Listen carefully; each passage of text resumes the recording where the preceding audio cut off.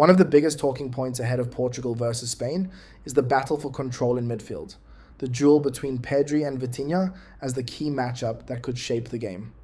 Both players are central to how their teams build attacks, control possession, and dictate the tempo. We're high up. I'm not going to talk too high about this. I will tell you something. I think this is more of a 50-50 game than 67, 37, 35%. I don't know if y'all know, and I know a lot of people ain't talking about it on TV, but Portugal just beat this team a year ago in the Nations League. Portugal played a phenomenal match against them. They know each other well. Nuno Mendes has done good against Lamine Yamal. As Portugal prepare for another massive World Cup test, one question continues to divide football fans. Will Cristiano Ronaldo help Portugal's title hopes, or could his presence hold the team back?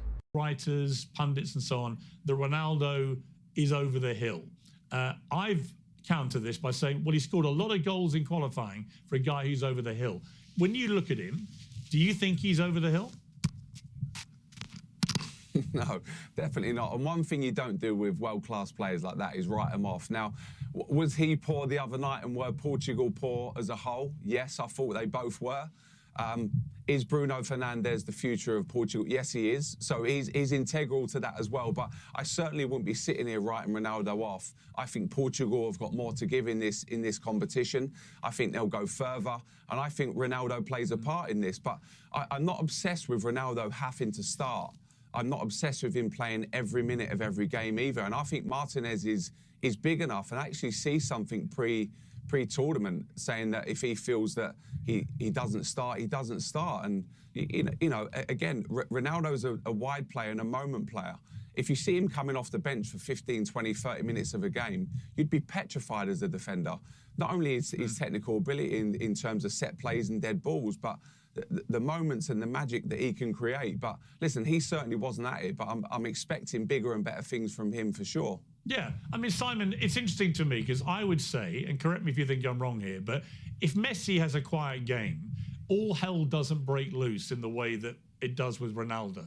There is a kind of double standard about the way they get treated. Piers, what do you say to that? It does, because it does for me. Sorry to interrupt. I know you directed this at Simon, but the last World Cup, the first game when Argentina lost their first game, Messi come under so much scrutiny that he was walking about the pitch and wasn't the player he was. Yeah.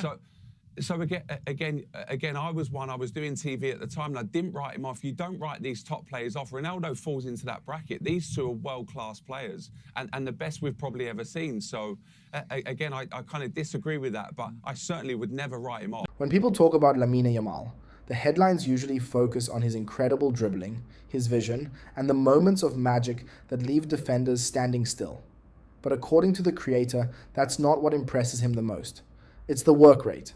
Despite already being one of the biggest stars in world football, earning global recognition and carrying enormous expectations at such a young age, Yamal never stops working for the team. Tonight, football presents one of its most fascinating storylines.